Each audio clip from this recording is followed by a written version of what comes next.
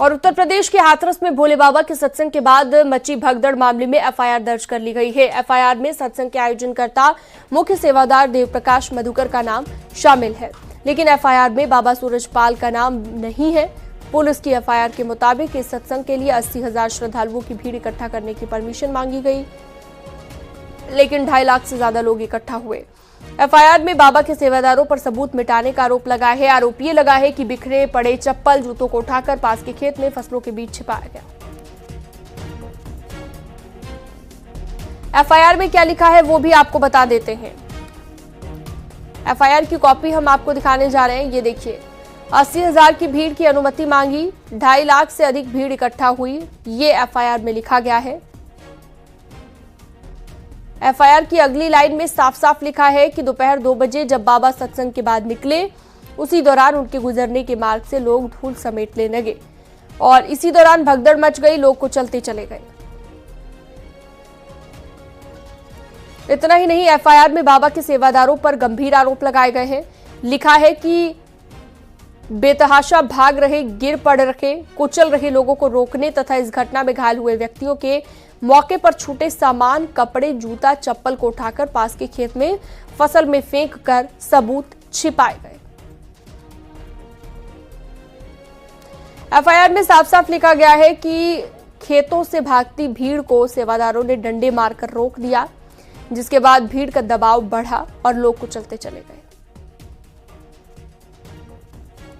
तो एफआईआर की कॉपी हमने आपको दिखाई, आपकी स्क्रीन पर यह कॉपी आप देख सकते हैं किन किन चीजों का जिक्र इसमें किया गया है। लाइन टू लाइन आप देख पा रहे हैं।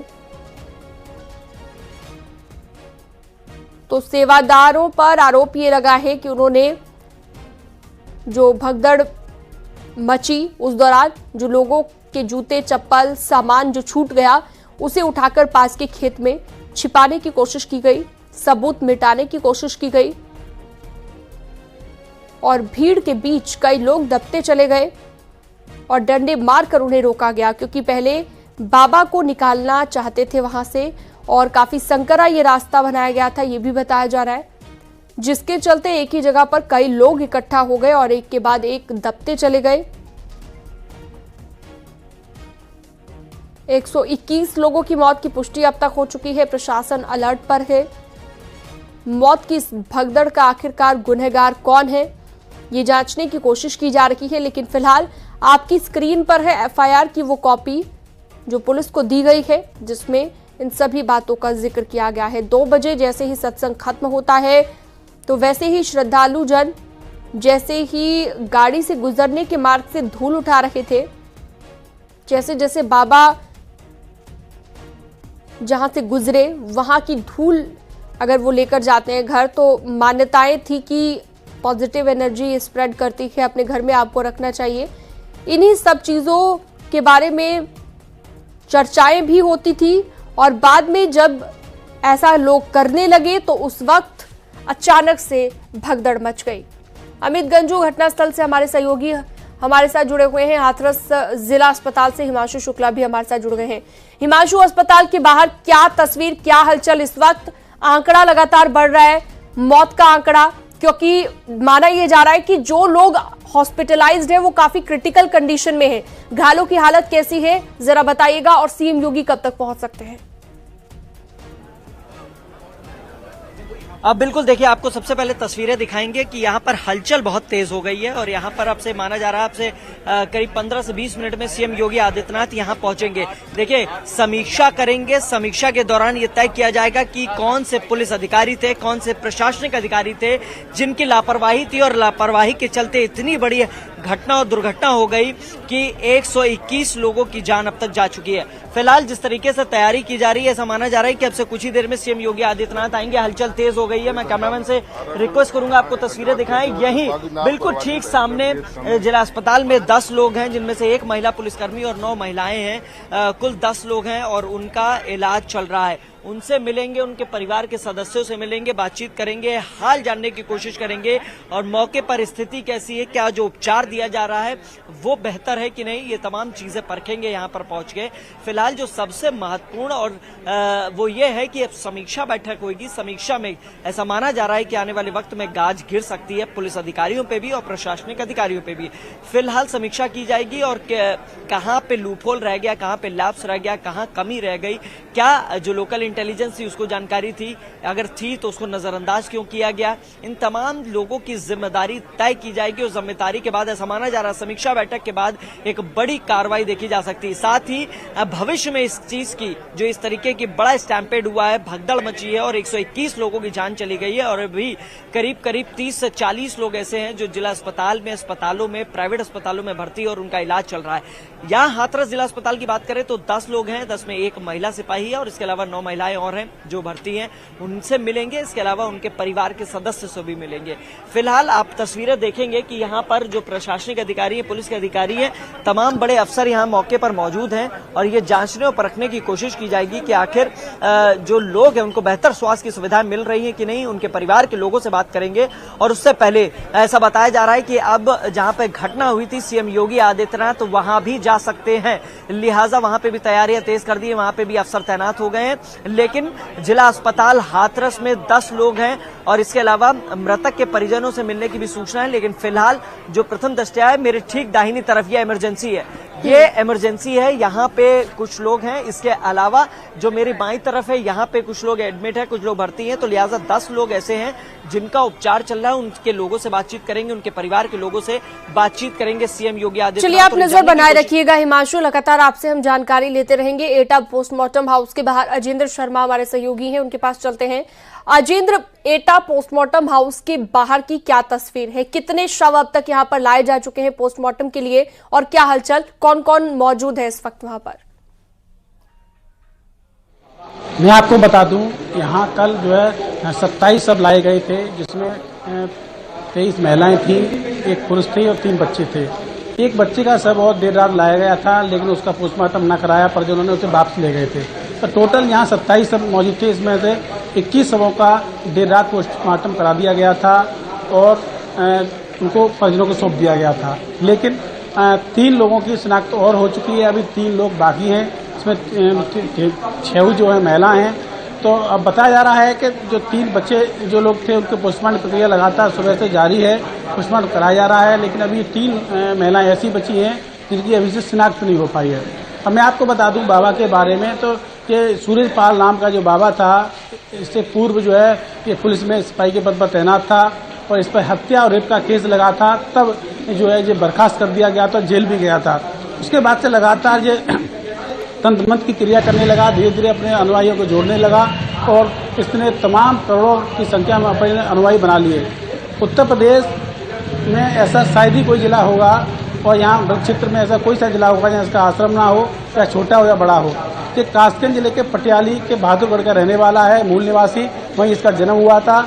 इसके परिवार के लोग वहाँ कोई मौजूद नहीं है। अभी बताया जा रहा है कि कल रात में, कल शाम को जानकारी मिली थी कि मैनपुरी में छिपा हुआ है, तो मैनपुरी में जहाँ इसका आश्रम है उसके बाहर पुलिस को तैनात कर दिया गया था। तो लेकिन अभी अंदर बाहर नहीं निकला है, अंदर सर्च ऑपरेशन जारी है, लेकिन अभी मिला नहीं है। वहीं मैं एक बात आपको बता दूं, एटा जिले में जितने भी शव आए थे उनमें से अधिकतर जा चुके हैं। अभी जो बाकी बचे हैं उनको प्रक्रिया जारी है। बाकी जो बचे हैं, कल से यहाँ पर लगातार उन लोगों को ढूंढने के लिए उनके पत्र आ रहे हैं। किसी की माँ, कोई अपनी माँ को ढूंढ रहा है, कोई अपनी बेटी को ढूंढ रहा है, कोई अपने बेटे को ढूंढ रहा है। मातम पसरा हुआ है परिवार वालों में भी और बहुत सारे लोग अभी ऐसे भी हैं जिनका पता भी नहीं चल पाया कि जो लोग अपने परिवार के सदस्य को ढूंढ ही रहे हैं, शिनाख्त अभी तक नहीं हो पाई है। देवेंद्र चौहान भी मैनपुरी से हमारे साथ जुड़ गए हैं। देवेंद्र, क्या वहां पर भी कुछ लोग ऐसे हैं या आपके आसपास ऐसे लोग मौजूद हों जिनके परिवार वालों का अभी तक पता ही नहीं चल पाया है, यानी कि आइडेंटिफिकेशन ही नहीं हो पाई है कि वो कहां गए? बिल्कुल, ये भोले बाबा का यहाँ सत्संग हुआ करता था और ये उनका आश्रम है। इस आश्रम को हम लोग देख रहे हैं। कल से बताया जा रहा है कि इस आश्रम पे भोले बाबा की उपस्थिति थी। जो तमाम पुलिस बल यहाँ पे पुलिस फोर्स लगाया गया था और जिले के तमाम अधिकारी यहाँ सीओ और इंस्पेक्टर लगाए गए थे और ये जांच की जा रही थी कि आखिर यहाँ पर हैं, लेकिन अभी तक इसकी पुष्टि तो नहीं हुई है। लेकिन अभी भी लोगों का कहना है कि यहाँ अंदर भोले बाबा वो मौजूद हैं और साथ ही पुलिस पहरा दे रही है और किसी ऐसा लग रहा है कि किसी बड़े आदेश का इंतजार हो रहा है कि कहीं ना कहीं उसके बाद कोई कार्रवाई की जाएगी। लेकिन कई बार जो चर्चाओं का दौर है वो बेहद चल रहा है कि अंदर और ये पूरा आश्रम है, अगर इसको देखेंगे तो ये लगभग 10 बीघा से ज्यादा का आश्रम होगा और ये बड़े उसमें बना हुआ है और यहाँ अक्सर आकर अपने अनुयायियों को तमाम जो है सत्संग उनके किया करते थे और जो लोग हैं वो यहाँ पर अभी भी आ रहे हैं, कुछ इक्का दुक्का लोग। लेकिन चूंकि जैसे ही लोगों को जानकारी हुई है उसके बाद लोगों का यहाँ आना शुरू हो गया है। देर रात भी कुछ लोग आए थे, लेकिन सुबह से जो संख्या है वो कम की कर दी गई है और साथ ही जो पुलिस बल है वो भारी संख्या में तैनात किया गया है। और अगर बात की जाए मीडिया की तो मीडिया को यहाँ प्रतिबंध किया गया है कि मीडिया अंदर नहीं जाएगी और बिल्कुल, और सिक्योरिटी भी हम देख पा रहे हैं। जो आश्रम है बाबा का, उसके बाहर अब सिक्योरिटी टाइट कर दी गई है ताकि वहां पर अगर कोई भी उनका कोई जानने वाला या फिर उनका कोई सेवादार पहुंचता है तो उस पर कार्रवाई हो सके। आगरा से शिव कुमार भी जुड़े हुए हैं हमारे साथ।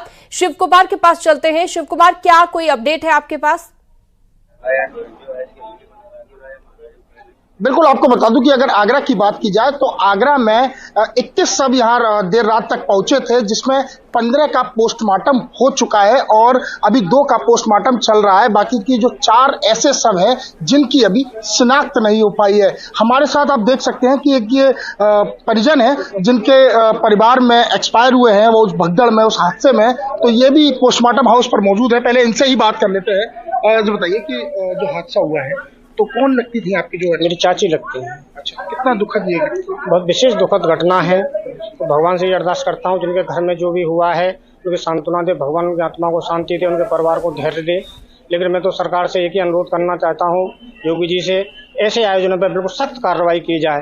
एक प्रोपोगंडा है, सब ढोंग विद्या चल रही है, आदमी खामा खाम के इतनी भीड़ भवाड़ है। अरे कम से कम परमिशन लेनी चाहिए, परमिशन लेने के बावजूद भी इतनी भीड़ जाती है। कम से कम प्रशासन को भी देख रेख करनी चाहिए कि इतनी भीड़ है, क्या है क्या नहीं है। तो आपकी जो चाची है वो कब से जाती थी? 10 साल से, 8-10 साल से जा रही है बदस्तूर जाती। कभी रोकने का ऐसा प्रयास? हमने अब इसमें भी रोकने का प्रयास किया था जी, और हमारे चाचा जी से भी कही थी कि आप भी चलो, लेकिन उन्होंने बिल्कुल मना कर दिया कि बोले कि भाई मैं बुजुर्ग आदमी हूँ।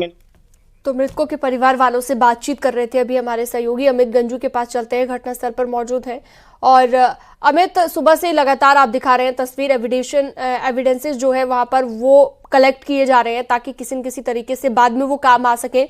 लेकिन सवाल ये कि वहां पर जो सेवादार थे उन पर आरोप ये भी लगे हैं कि उन्होंने एविडेंसेस को छुपाने की कोशिश की और उन्होंने खेत में इकट्ठा कर दिया वो तमाम सामान, जूते चप्पल जो उन्हें वहां पर मिल रहा था। उसे लेकर वहां पर किस तरह की चर्चाएं हो रही है? आपने लोगों से भी बातचीत की होगी, क्या कह रहे हैं लोग कि आखिरकार हुआ क्या था? देखिए शीनम जी, मैं आपको बताना चाहूंगा, मेरे पास एक प्रत्यक्षदर्शी है जो कल अपने बच्चे को लेके, 3 साल के बच्चे, 10 साल के बच्चे, किधर आइए प्लीज सर। आप कल जब सत्संग सुनने आए थे और उसके बाद आपने बताया आप इस पेड़ के नीचे आके खड़े हुए, पूरी बात को विस्तार से बताइएगा और कैसे। चुनौती ये है कि हम घायलों को सही उपचार दिला पाएं, जो हमने दिला दिया है। मृतकों को के परिवारों को सांत्वना दें, उनके घर तक सरकारी व्यय पे अंत्येष्टि का प्रबंध करें और 19 अभी ऐसी बॉडीज हैं जिनको हम लोग शिनाख्त करने का प्रयास कर रहे हैं। मुझे आशा है कि अगले 4-5 घंटे में हम लोग शिनाख्त कर लेंगे। एक लंबा अनुभव रहा है आपका प्रशासनिक गलती आपको लग रही, कहाँ चूक दिख रही? क्योंकि हजारों की संख्या में लोगों के आने का इंतजाम था, लेकिन लाखों की संख्या में लोग पहुंचे। जो पुलिस अधिकारी वहाँ मौजूद थे, कुछ महिला की सुरक्षा की रहती, वो भी बुरी तरह से घायल है। जो पुलिसकर्मी, विशेषकर हमारी महिलाएं, उन्होंने बहादुरी से के साथ इस गंभीर घटना से निपटने का प्रयास किया। उनमें से कुछ महिलाएं घायल भी हुई हैं, उनके इलाज की व्यवस्था भी हम लोगों ने की है। कोई गंभीर ऐसी बात उसमें नहीं है, लेकिन ये आपकी बात सही है और इसीलिए एडीजी जोन आगरा की अध्यक्षता में एक समिति बना दी गई है जो इसका परीक्षण कर रही है कि कौन सी एजेंसी, कौन से आयोजक इस घटना के लिए दोषी हैं। दोषी तो कोई ना कोई होगा ही, क्योंकि बहुत गंभीर घटना हुई है। कौन है, कितना दंड मिलना चाहिए, मुख्यमंत्री जी ने तत्काल इसके ऊपर जांच आख्या मांगी है। मुझे आशा है कि आज ये जांच पूरी हो जाएगी और निर्णय लेके कार्रवाई की जाएगी। एक अहम सवाल, पूरे मामले पर राजनीतिकरण पूरे मामले के लिए जिम्मेदार राज्य सरकार है। राज्य सरकार क्या कर रही थी, इतने सारे लोग एकत्रित हो गए, इतना बड़ा हादसा हो गया जो आज तक उत्तर प्रदेश में नहीं हुआ। उम्मीद करता हूँ कि जो लोगों की दुखद मृत्यु हुई है उनके परिवार को पूरी हेल्प मिलेगी। ठीक है, और बहुत शुक्रिया। हमारे तमाम सहयोगी अलग अलग जगहों से जुड़े रखे। अमित गंजू, आपका भी बहुत शुक्रिया। लगातार आप नजर बनाए रखिएगा। वक्त एक छोटे से ब्रेक का हो गया है, कहीं मत जाइएगा। लगातार खबरों का सिलसिला जारी है और इस घटना को लेकर भी पूरी अपडेट हम आपको दे रहे हैं।